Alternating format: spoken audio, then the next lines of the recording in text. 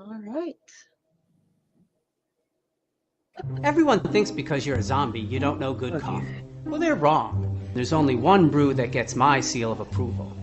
Deadly Grounds coffee is my guilty pleasure. The aroma is so intoxicating. It brings all of my neighbors out of the woodwork. Deadly Grounds coffee. Coffee to die for and zombie approved. It's good to get a little deadly. Use the front door! Oh, they're so disgusting.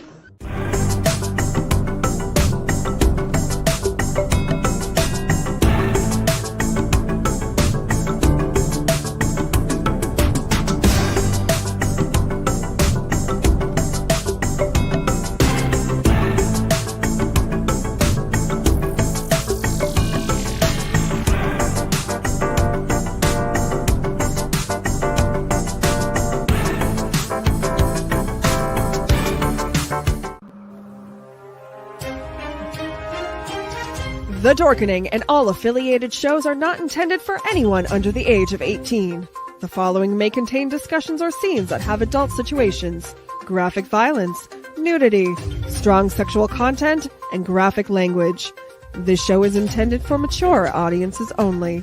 Viewer discretion is advised.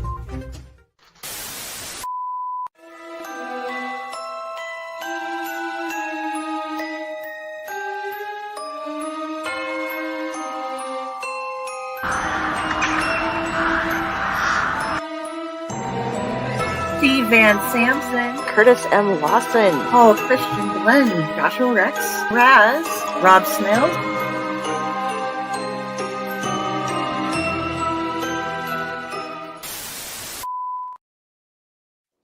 Hey, happy Sunday, everybody. Thank Cthulhu, it is Sunday.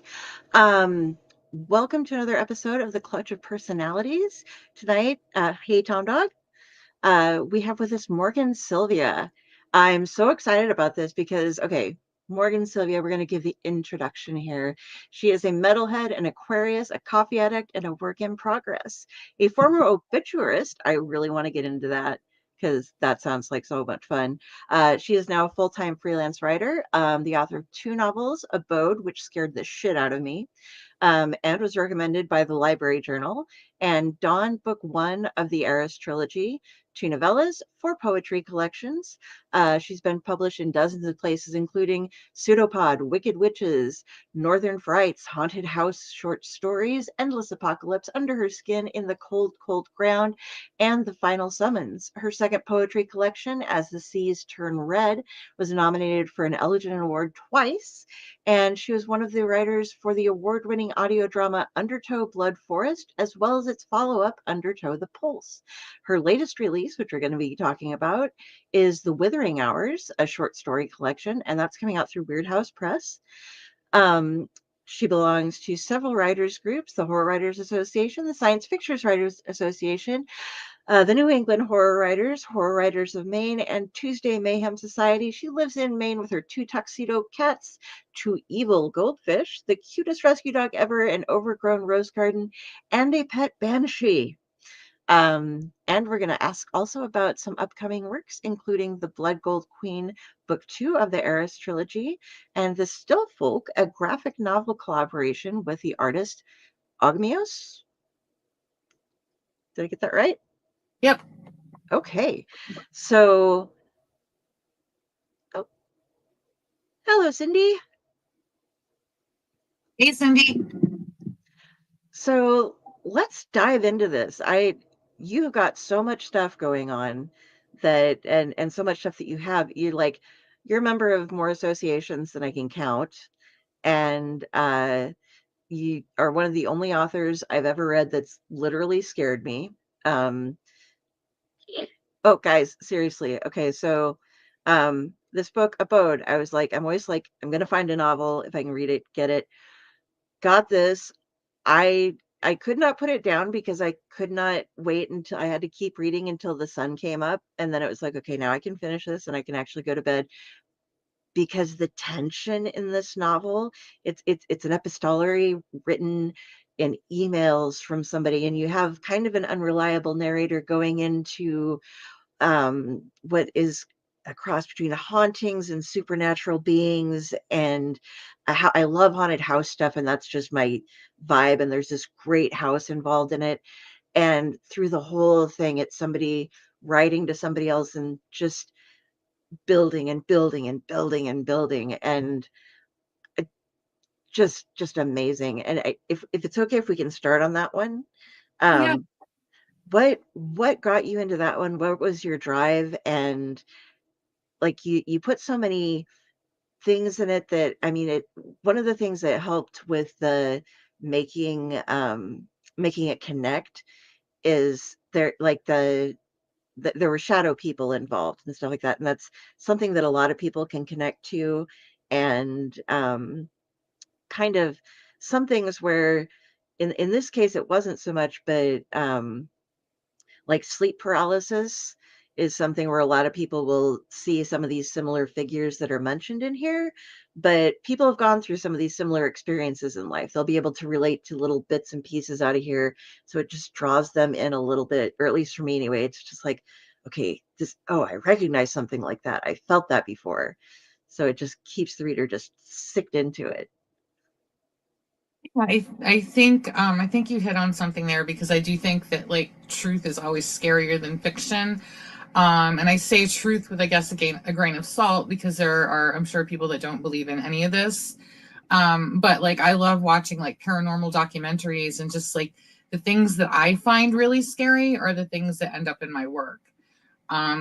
So as far as what went into it, I was still living in Florida when I started it, and I wanted to and still want to tackle like all of the main horror tropes. Like Abode is my haunted house story. It's also my I guess this might be a little bit of a spoiler, but it's also my Wendigo story.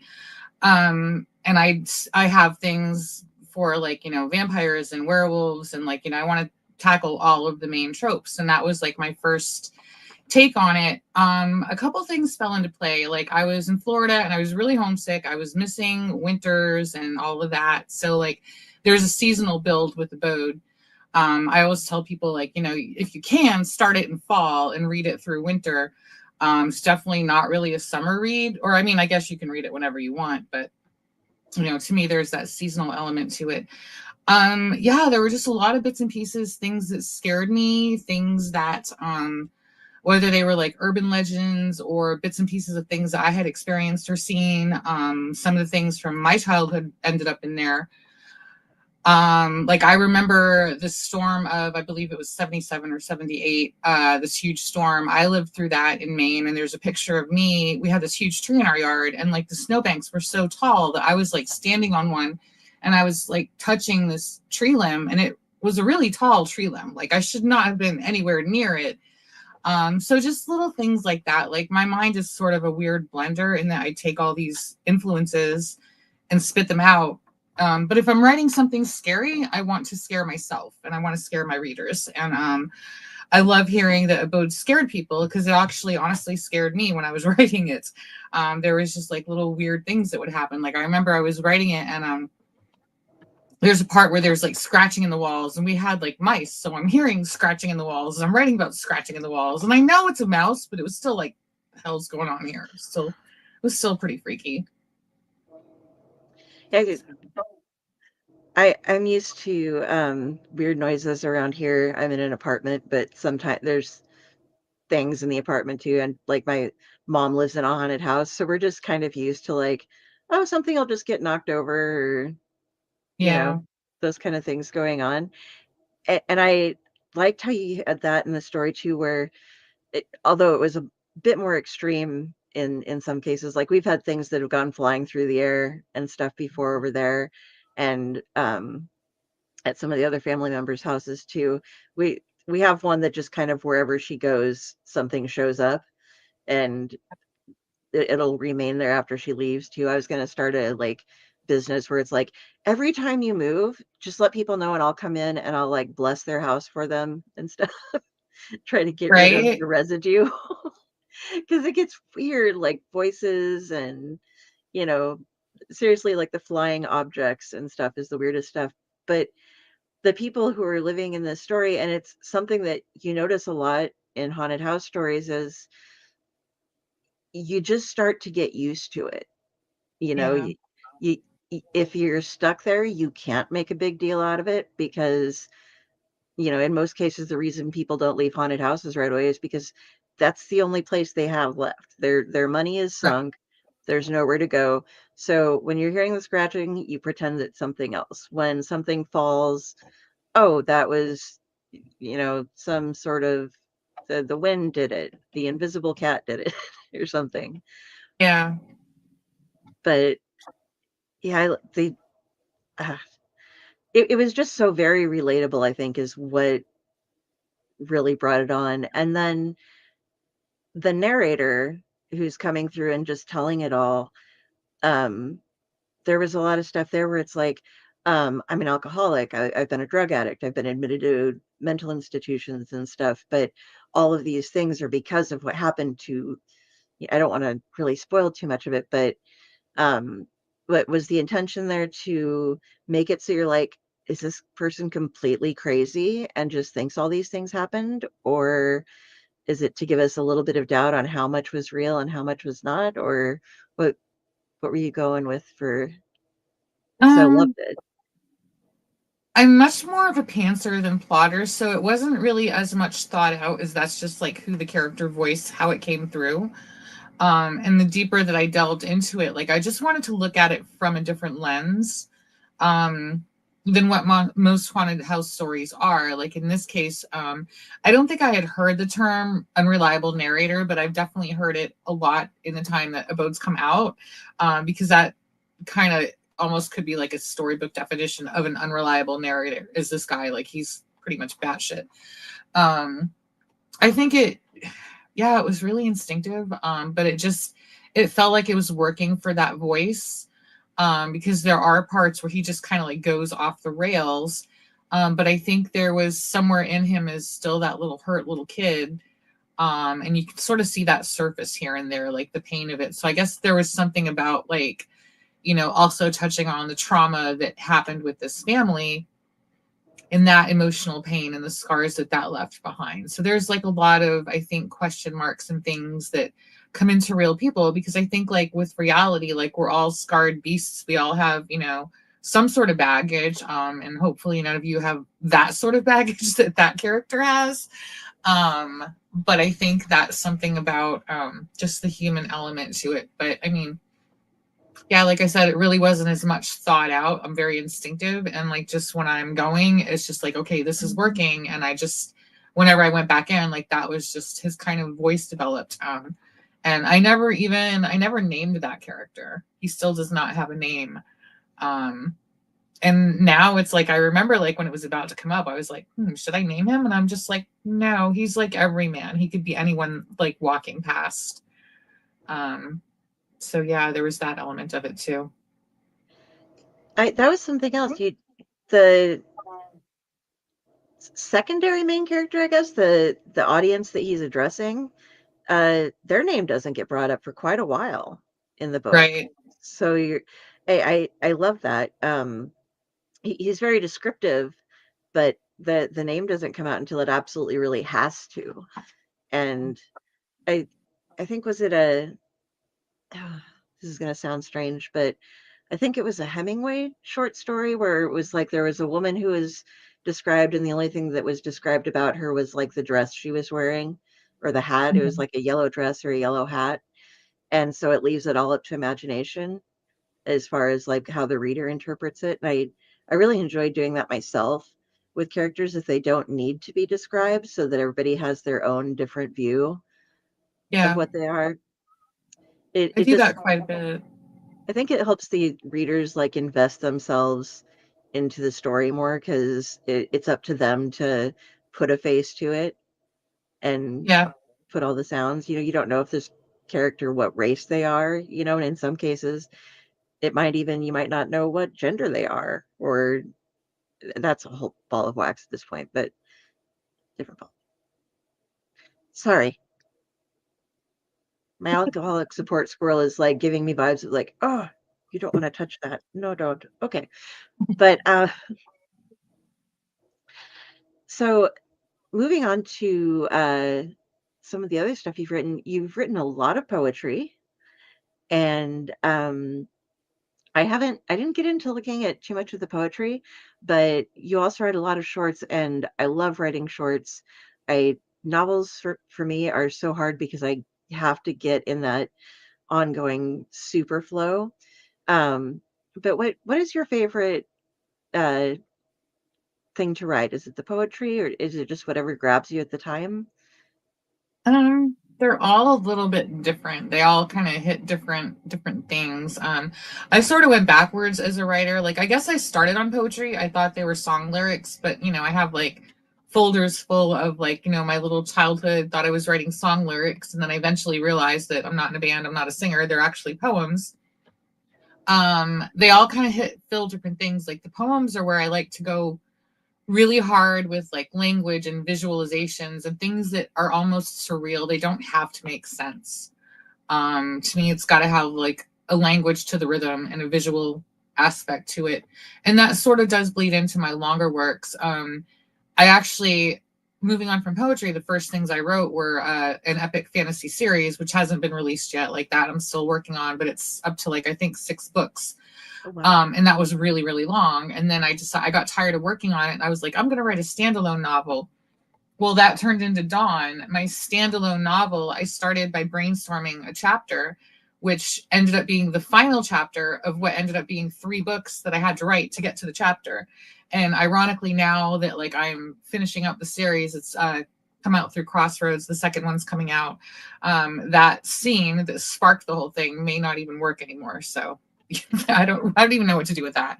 But shorts, I started writing shorts mostly just to get something out. And I didn't think I would like the form. I'm more of a novel reader than a short story reader, or I was.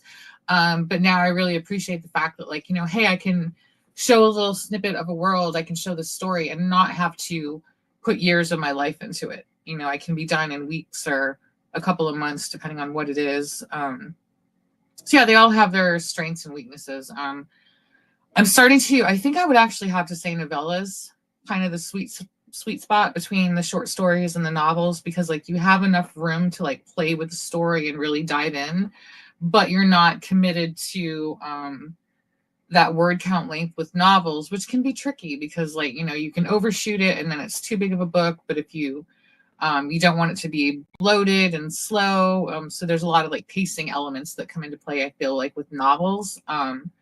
Whereas novellas and shorts, they just have to be a little bit more fast moving. So I don't find that I have that issue writing novellas.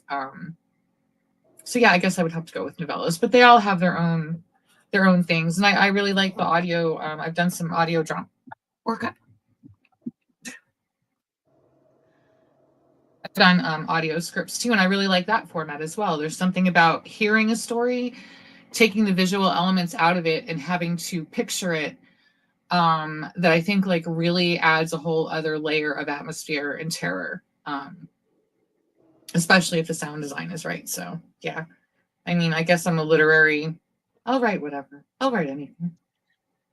Except That's good. plays. I don't do plays. Well, and you're going to be you're working on a graphic novel as well. Yep. So Actually, it's a series of graphic novels. We started out with a graphic novel, and the world has gotten legs. It's kind of growing and growing. It's called The Still Folk. It is a dark fairy tale. Because we don't have any official like anything official to announce, I will just say that we are really excited about it, and it's just got that vibe where it's like it's alive and it's moving, and it's kind of taken on a life of its own. So I've and there are tried definitely squirrels involved, so there's that too. Drunken squirrels even. drunk. Oh, Radek Yep. Oscar, your family's there.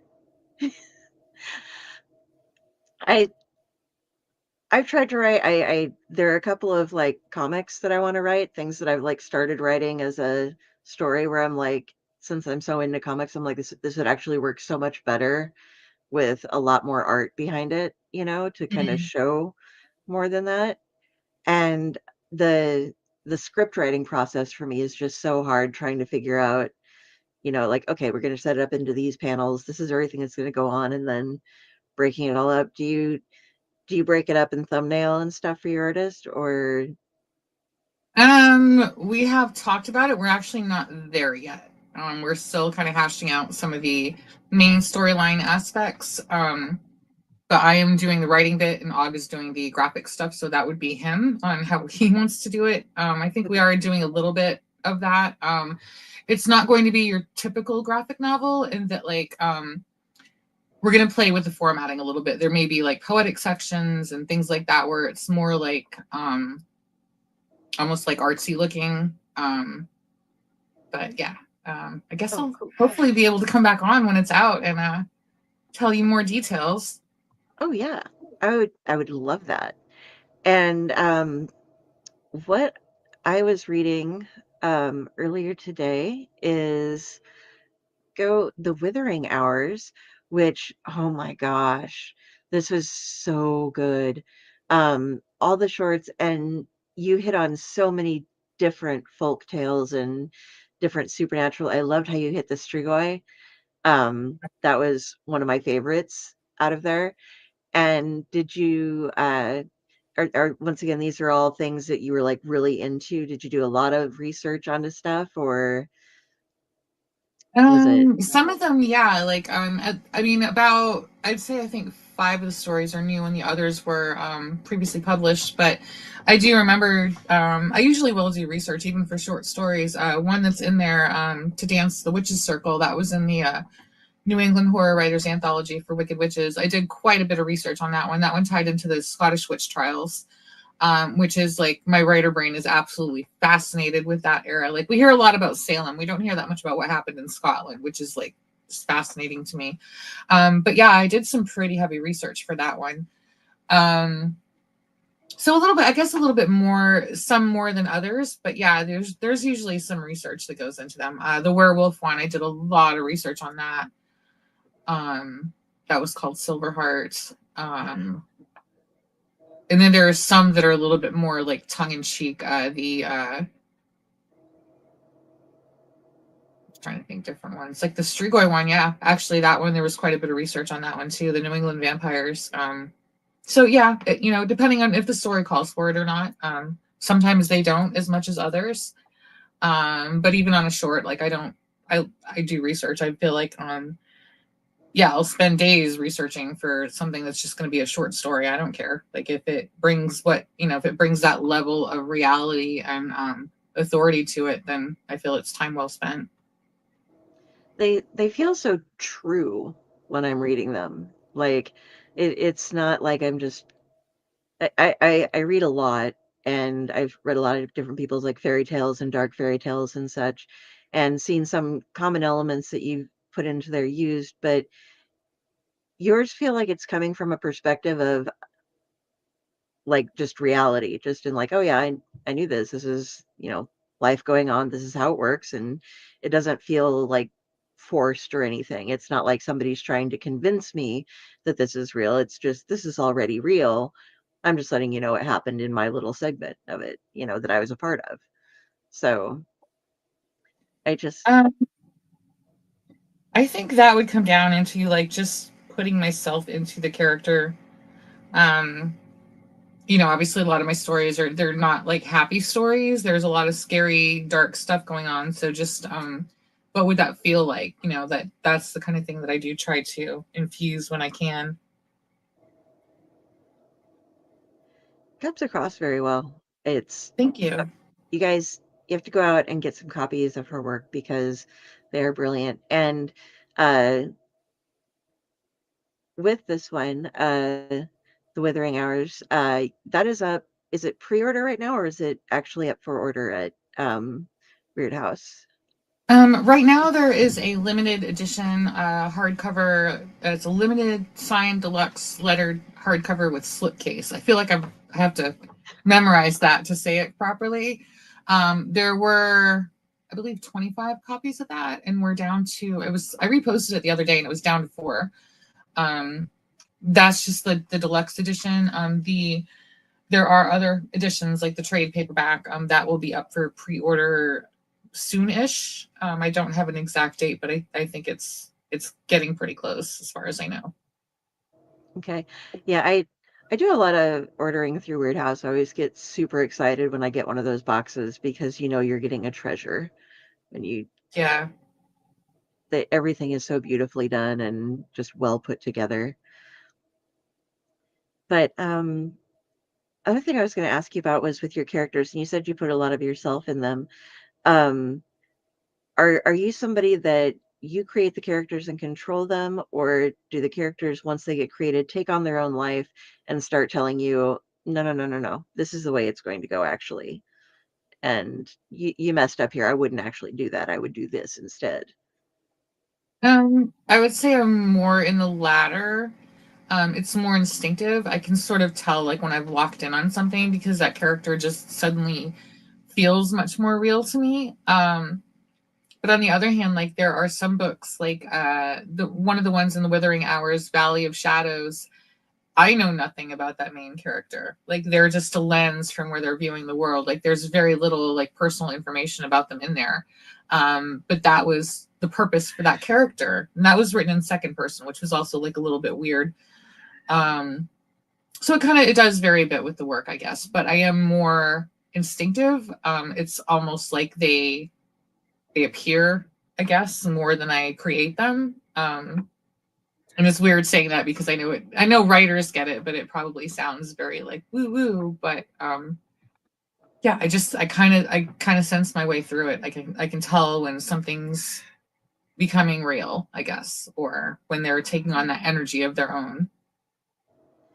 Yeah, I get told off. That's one of the reasons why none of my novels have been finished yet, is because I'll get going on something and it's like, no, that's not really the plot. No. No, you created me and you named me, and now that I have a name, I exist, and I'm not going to do what you just told me to do because I absolutely would not. So let's research this whole thing, and maybe that character doesn't need to be here yet because you haven't made them as much as you've made me, if that makes sense. No, it does. I mean, I think there's, like no matter how much studying or training or writing you do, there is always going to be that element of that energy to it, the unknown. And I think that's good. That means that you're tapping into something, some creative vein, and you're on some level telling like what's working and what's not. And I don't think I'm the first writer that would say like when that happens, it can take you to some pretty unexpected places over the course of a story. But I don't think that's a bad thing. I think that's, usually when the best work comes out. I I have a story about that kind of. I do editing as well, and I was working on a book with somebody, and I'm not going to give away who it was, or whatever. But he had this. It was like a offshoot world, but he had a bunch of different worlds that tied together. But in this one, there was a guy who was brand new in this part of the world, and somebody had rescued him from the streets and wanted to have him pay her back by getting a certain artifact from this scribes guild. And he was filthy. He'd come down and he had nowhere to live. He'd been living on the streets. And she's like, well, if you go in and retrieve this for me, you just go in, you can read and write, they'll let you into the scribes guild, um, and get this for me. Then, we'll figure out how you sneak out. I know the layout of the place or whatever.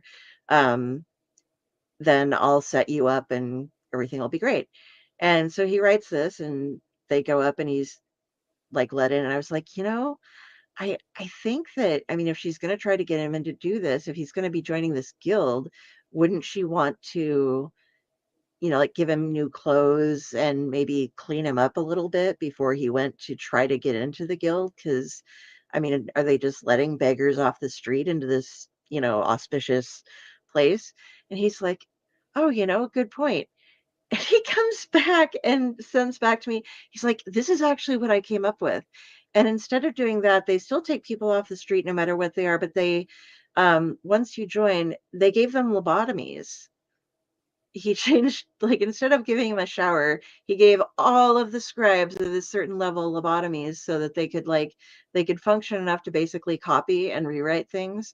But then they just stayed in their cells and were kind of all drab, and gave him a reason why they would accept any beggar who could write. I was just like, shower, lobotomy, okay, you Okay. know, if that's what called out as truth to you, then Hopefully there's no CEOs listening to this being like,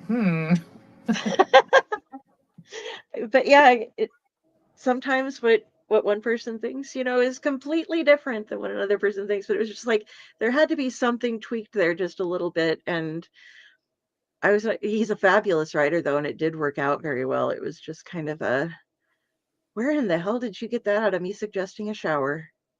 Well, did you see Session 9?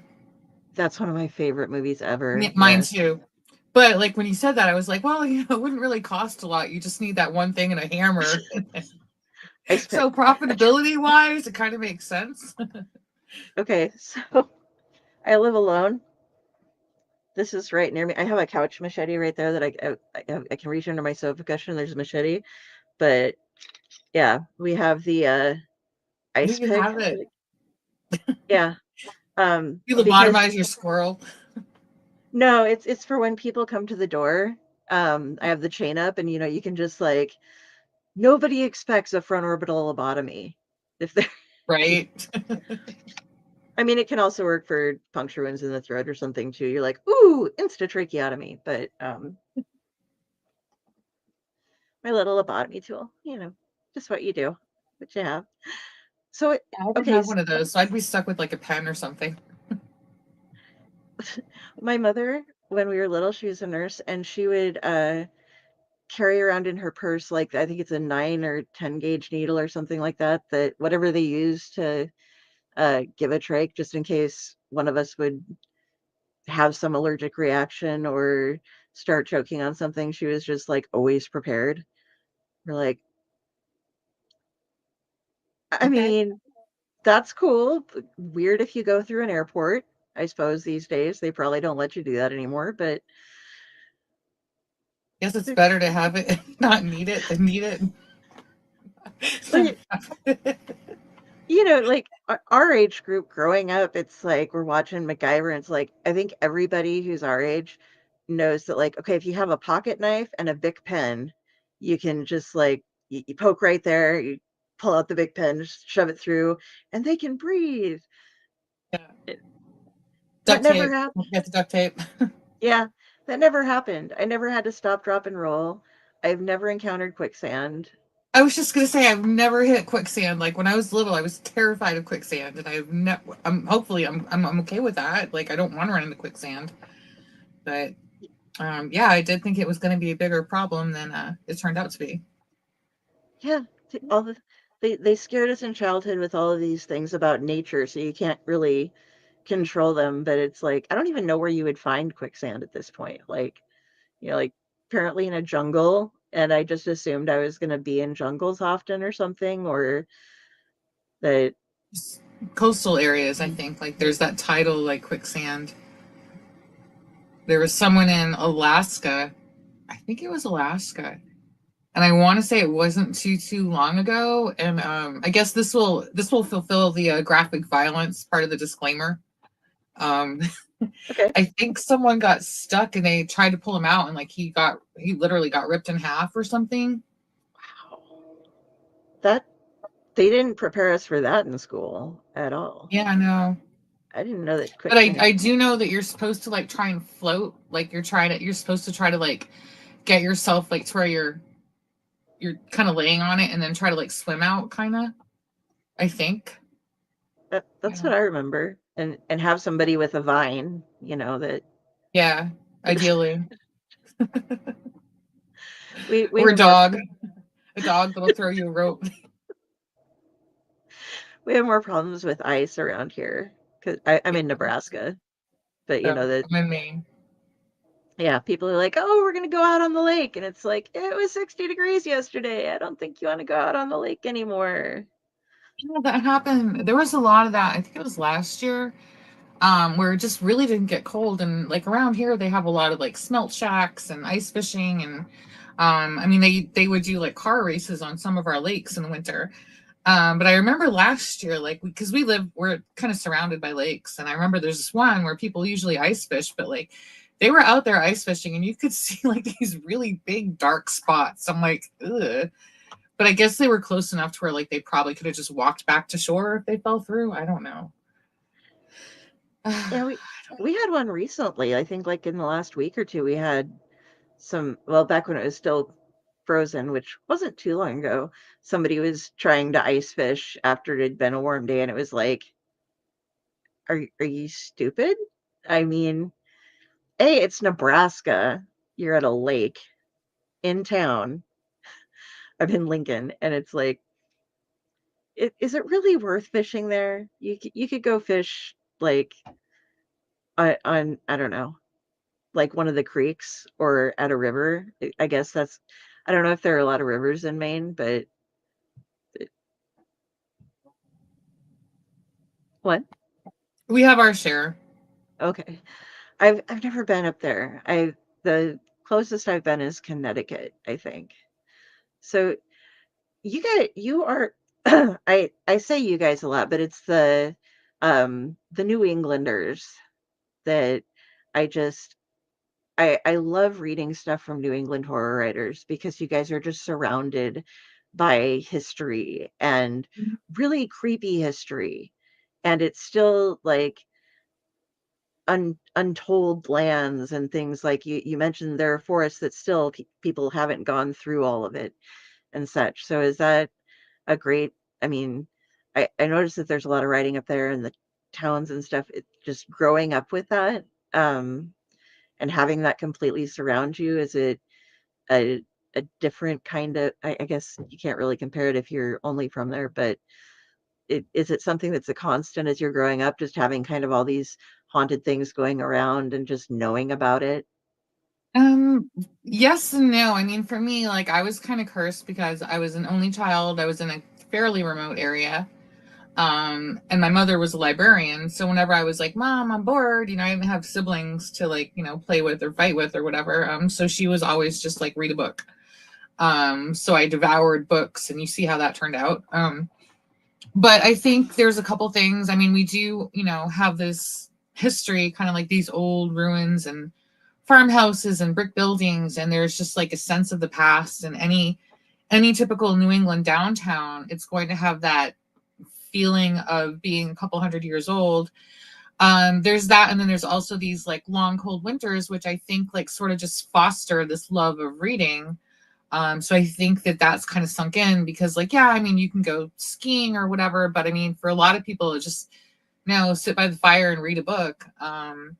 So I think there's like an appreciation for reading here that I didn't see so much in the South. I lived in Florida for 20 years, and I mean, obviously, people read in Florida, but I didn't feel there. It just felt overshadowed by a lot of the outdoor stuff that you can do year round down there. Whereas up here, if it's 2 degrees outside and it's sleeting and freezing, and especially in the days before telephones and computers, like it's just a very natural inclination to pick up a book and grab a cup of coffee and just kind of settle in. So I think that's part of it too. Like there's just kind of a history of a love of books, and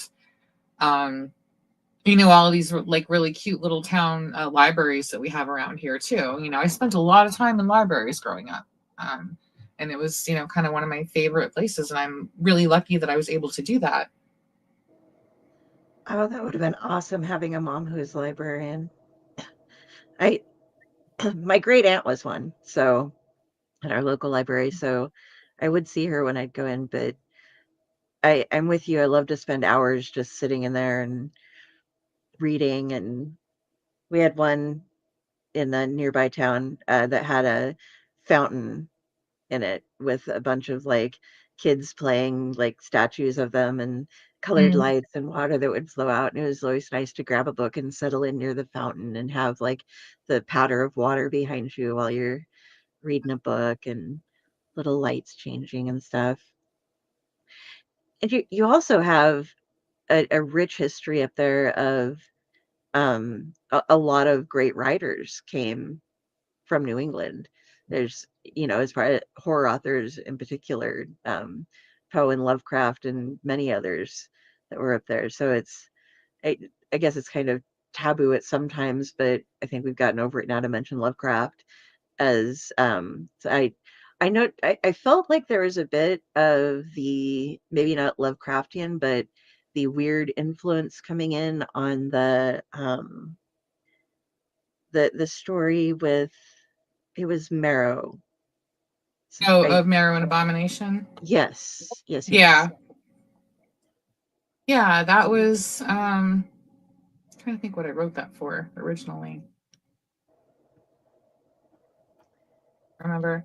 Yeah, I go through different periods where different periods and different things interest me, and at the time I was very interested in the number station, some Cold War spy stuff. But yeah, there is definitely a little bit of a cosmic, I think, kind of feel to that. So yeah, I guess Lovecraft is kind of in the mix of influences, but I mean, I'm not a huge Lovecraft fan. I've got his Treasury, like the big one, and I've read it through a couple of times, but it's kind of like one of thousands of books that I've read. But I did like some of the way he had a way of describing things and making them seem so eerie and creepy and so I like that element of his work, like what he did with like the cosmos and the old ones and stuff like that.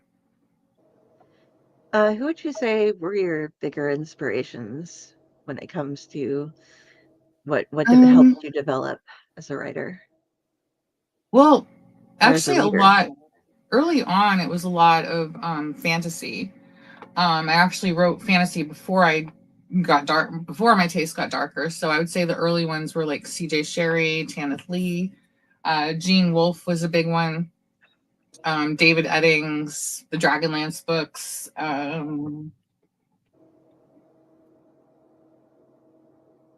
George Martin, but he came later. Um, Stuff like that. Robert Howard. Um, and then later on, I got into horror, and it's kind of just like pretty much everything and anything. Like Anne Rice was another one I really, really liked. Um, yeah, just there's so many.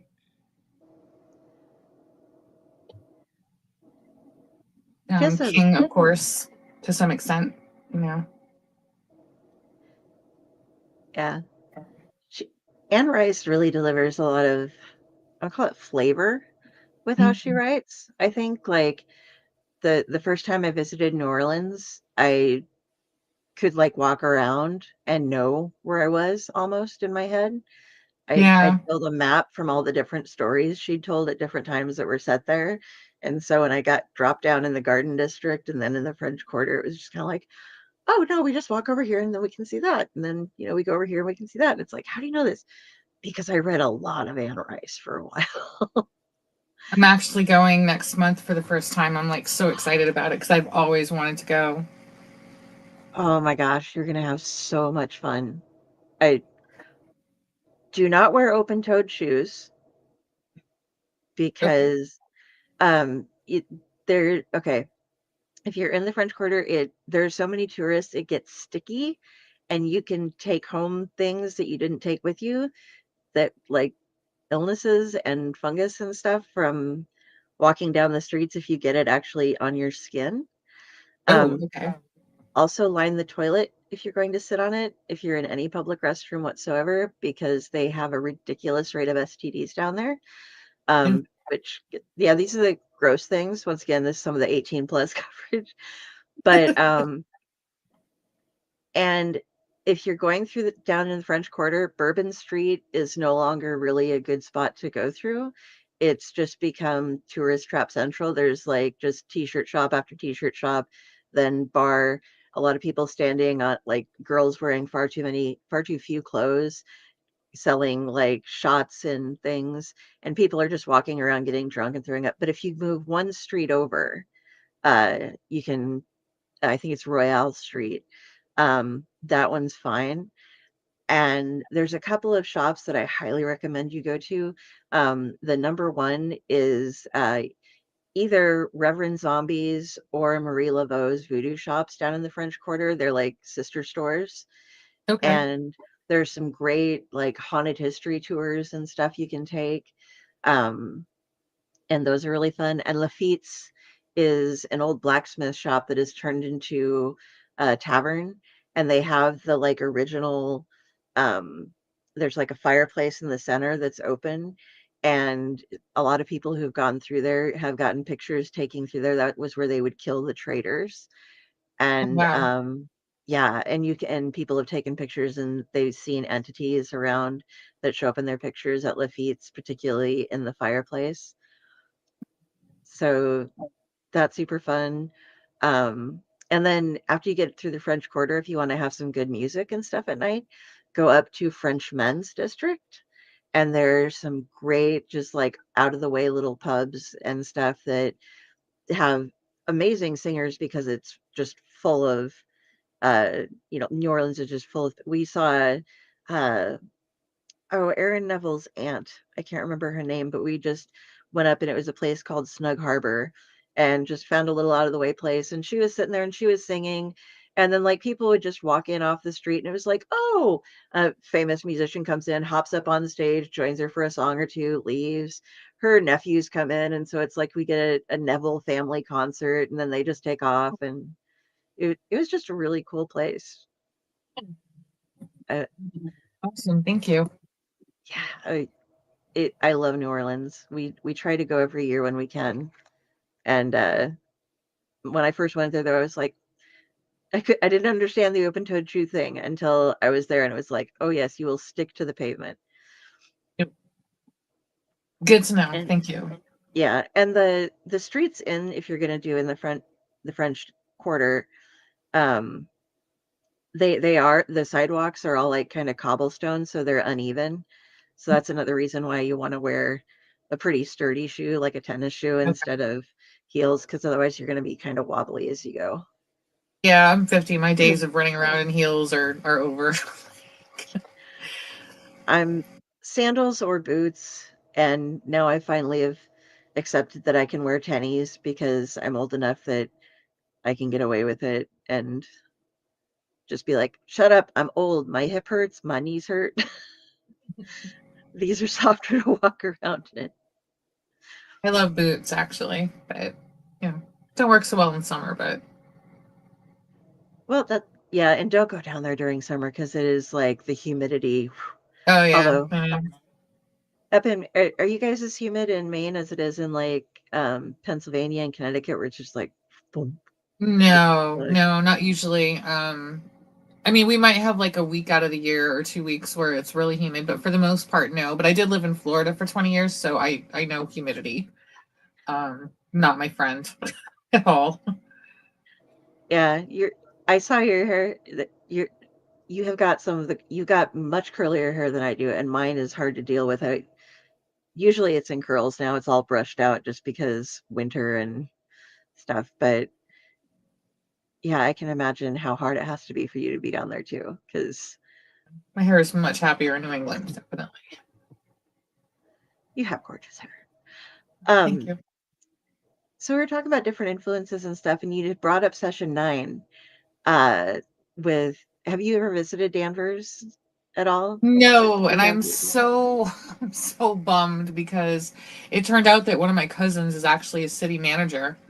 And I don't know, like I could be wrong, but I think that I probably could have gotten permission to go to the site, maybe if I tried to pull that string. But now it's condos, so I mean you could now, but it's not going to be like it was in session 9.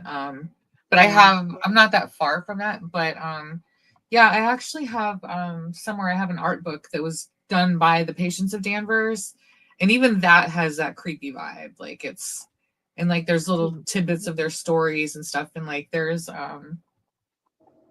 yeah, I'd grab it, but I don't know what shelf it's on. So yeah, but I've watched that movie.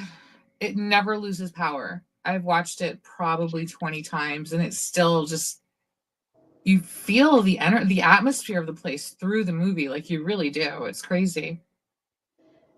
I I was so bummed once. I was watching it one time and they cut off the last 5 minutes of it from the streaming service I was watching. And I was like, but that's Why? that's like I don't know. They just like it was just one of those things where it I might have been pirating a stream, or watching a Oh, free stream on a site that wasn't supposed to be free, I'm not admitting to anything there, but they apparently just didn't include the last 5 minutes. So then I had to go and but I need the last 5 minutes because you need to hear Simon, yeah. I you live in can't. the weak and the wounded. I have an obsession with haunted asylums. So I do have, I told you I wanted to do all the horror tropes. I definitely have a haunted asylum story in me at some point.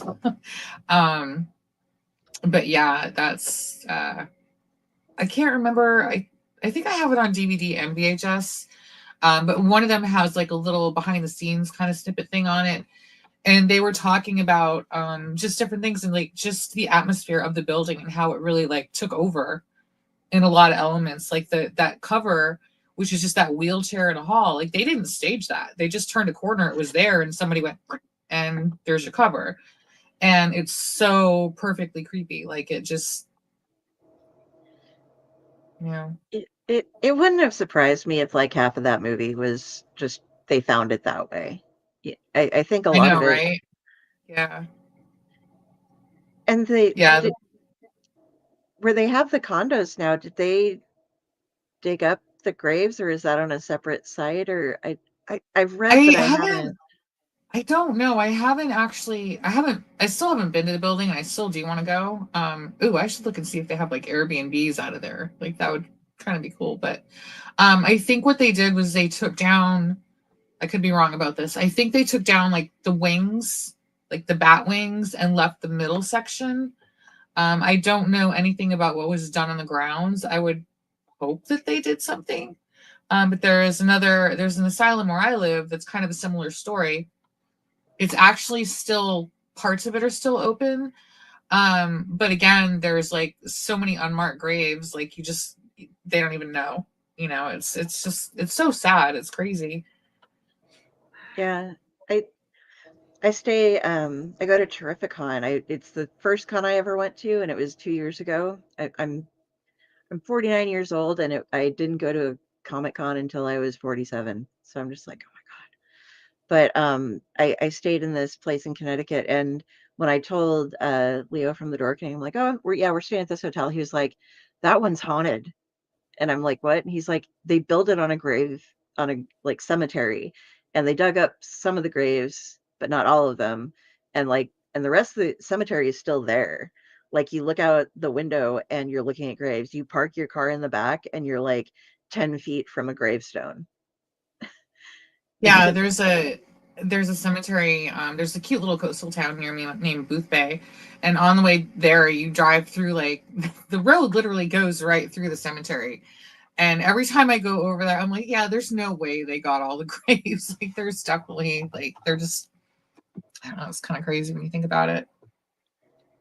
Yeah, just like, oh, I'll just be here. I'll just be here under the Yeah, road. Hi. Stop shaking the dirt down, man. right. Just trying to get some rest. Jeez. Which goes then into back to the one of your other stories. I think this is the one with everyone dying from the White Plague, with tuberculosis, where that was That very was the Strigoi one. yeah, and I hadn't I'd never heard of it being anything tied with it was tuberculosis, right? Was the I White Plague? believe, I believe so. Um, Now I'm trying to remember from the research. I know that was kind of loosely based on some true stories about New England's vampires. Um, I want to say it was consumption, but I don't know what consumption actually is. Maybe it was tuberculosis. I don't know. I don't remember. The research I do doesn't always stay in my head, like once the story is done. So I would probably have to look that up again. It is tuberculosis. Okay. I had to look, apparently because it makes the people pale Yeah. when they get it. But I was fascinated by that story. Just like all Thank of you. the way the family elements worked and stuff, because that was something like now if we have split families, people don't really like, oh, you're not mine, or they don't Right. always embrace everybody together. But back in the day, it was just like, oh, got a new family. We're just going to keep adding on, and you're your sister now, or you're her sister now. And Yeah. you become close. Yeah, that was another one where there was quite a bit of research done because I remember now putting in the yellow days, which was something that actually happened. Like everything turned red. I turned yellow, like there was a yellow mist. And the stuff with Katahdin Iron Works, which was this iron city that kind of came up and like boomed and disappeared up here. It was a really big deal for a while, and it's closed now. But like I did go up there, and you can actually still go to part of the site. And one of the things they have there is this huge like iron. It wasn't a fireplace. Like what's the word for biggest like furnace kind of thing? You can actually walk into it, and it's like just this crazy structure. I have a picture of it on my Insta. But it's wild. It's like you have to go down this like 10-mile like dirt road to get there. And it's like middle of nowhere. Like just kind of a crazy like, but yeah, once there was like this little city with everything in there, and then it just, dried up and vanished. So the woods took it back for the most part, but the stove, I guess, is still there. Kiln, I think that's what it was, like a giant iron kiln or something. That's so cool. Mm. We don't have those things in Nebraska. I mean, we have towns that have failed, but the corn takes them back, not the trees. Yeah. So, I wanted to go back to movies because you had mentioned, like again, Session and I, we were both into that. Uh, what are your favorite types of? Are you a big horror movie fan, or Oh yeah. Yeah, definitely. what are some of your favorite horror movies? I would have to say As Above, So Below is pretty much at the top of the list. Have you seen that one? I don't think I have. It's I a found footage and it's in Paris in the catacombs. So it hits like the trifecta for me. I love catacombs. I love mazes. I love and then it has a lot layered in with Dante's The Inferno. So like I've seen that's another one I've probably seen 20 times and it like terrifies me every time. Hellraiser 1 and 2 would be up there. Suspiria, Blair Witch. There's so many. I love Francis Ford Coppola's Dracula. Trying to think what like recently one that I really liked. The Substance I thought was really good. Heretic I thought was really good. Oh, I loved Heretic. I Hmm. haven't seen Substance yet though, but It was good. It was good. It was kind of a fresh take on things. I thought. Yellow Brick Road is another one I love. That was set in New Hampshire. And there's so many. I do like a lot of found footage if they're done right. Ghoul is one that was actually filmed in, I believe, Ukraine. I think that was pretty effective. Blair Witch, love it or hate it, but I actually do love the Blair Witch, the first one, even the sequel, I will say.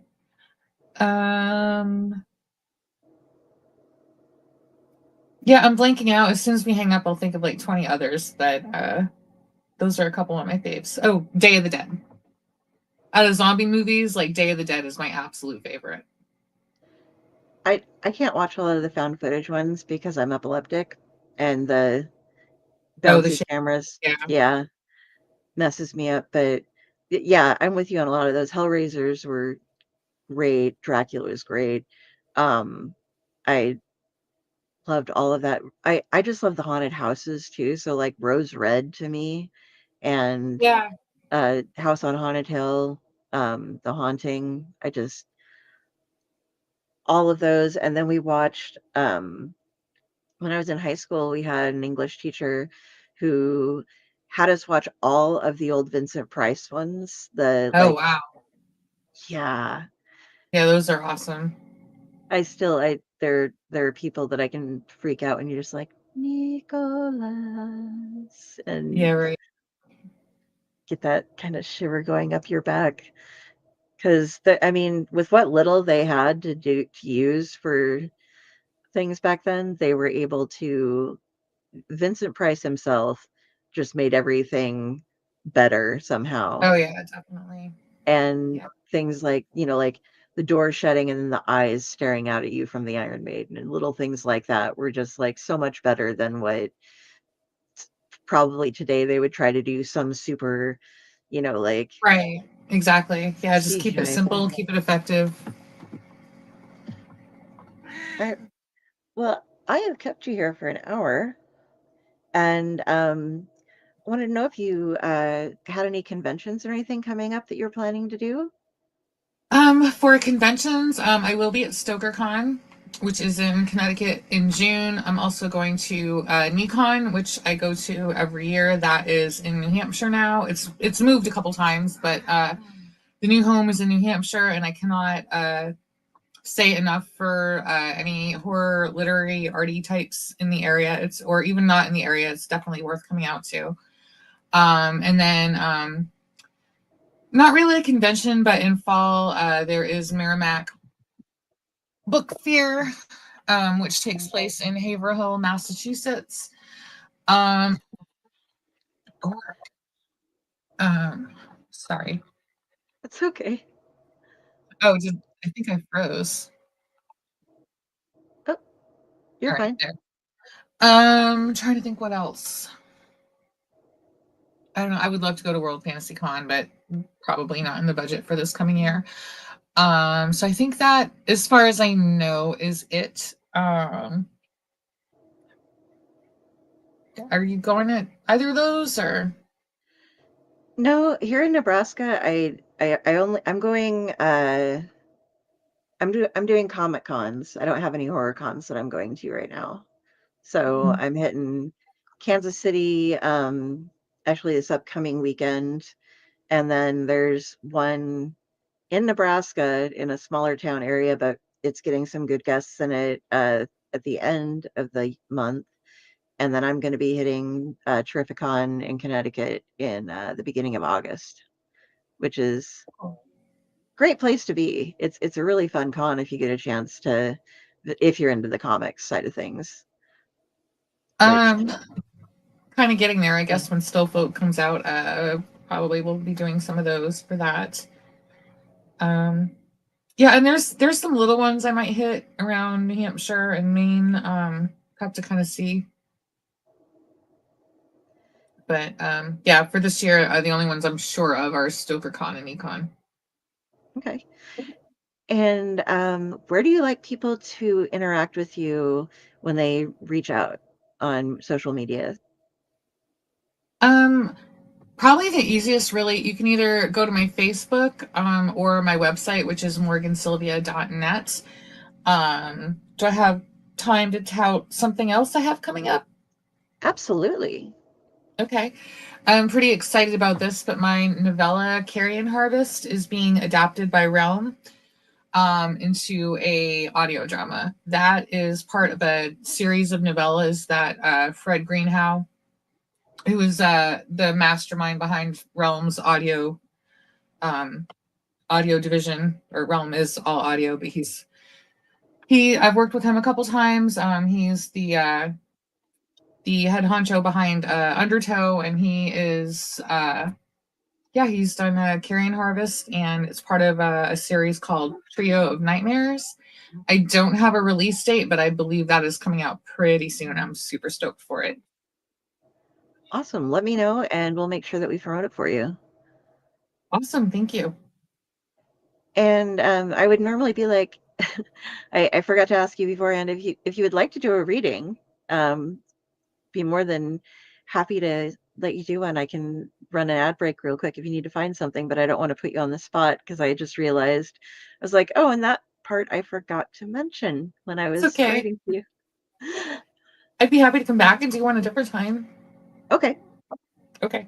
I would love Yeah, I to didn't do have that. anything planned, so yeah, I don't know. Yeah, I'm just kind of like, oh wait, yeah, I forgot to ask her about that. I've been sorry, I've been really caught up with things lately. between doing a couple different shows, and I just had some health issues and stuff going on. So I'm a little bit more scattered than I normally am. But Yeah. so where was it on social media that is Oh, it? my website is morgansylvia.net. I had morgansylvia.com, and I forgot to renew one time, and somebody stole it out from under me. And for a while it got like just spammed with stuff, and now like the domain is expired, so I'm trying to get it back. But in the meantime, I'm at morgansylvia.net. So, Okay. and there's links to all my other socials there. Or you can just Google Morgan Sylvia writer. I'll come up. Yes, you will. Yeah. With your beautiful hair. Or just try summoning me. Like one or the other. Put out a circle. Get some Yeah. talk. Get some ruins. I'm assuming. I think there would have to be pine cones, a kitty cat. Um, you said you like fish, Coffee. coffee. Yeah. Slayer CD.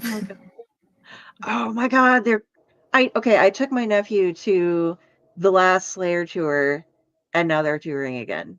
So I'm like, Oh, I didn't see that. That's cool. I've seen them yeah, like I don't know how many times, but I would definitely go check that out. there was fire. I was like, this is the first Oh concert yeah. I've been to that there was fire at. That Yeah, was the pretty. last time I saw them, there was fire, and I was like in the back, and I could still feel the heat. Like, Yeah, we were in the waybacks, but it was like, I'm taking you here because you're going to love this. And it was like Primus was there, and it was a gorgeous, gorgeous thing. It's hard for me to do the concerts with the epilepsy too, but I like just mm. cover my eyes during things and take it off. But awesome concerts. So okay, I'm going to let us go, but thank you so much for joining us tonight. And everybody go out, check out these books. We've got Dawn, book one of the Aris Trilogy, because the second one is going to be released very soon. Read Abode. It was going to terrify you. And get ready to be pre-ordering The Withering Hours. And so many other things that you'll find on her site, because it's just it's just beautiful writing. And if you want your pants scared off, grab Abode and make sure that you have a teddy bear or a kitty cat or something to snuggle up next to you, or that you're reading it during the day, because it scared me and I don't scare. So it's got this gal's seal of approval. But thank you again for coming on, and thank you, Bork, for jumping in here and there and saying You know, hi. right? She's sulking on the corner of the desk now. Thank you so Oh, much for having me. It flew by. It really did. yeah, It feel like an hour. we'll have to have you again. We'll check up when you get the latest stuff released and talk about that when it comes out. Sounds good. And hopefully by Awesome. then I'll remember the rest of the movies that I like. Before you. The ones I We'll didn't make know the list. today. All right. Well, thank you, everybody, and have a good night.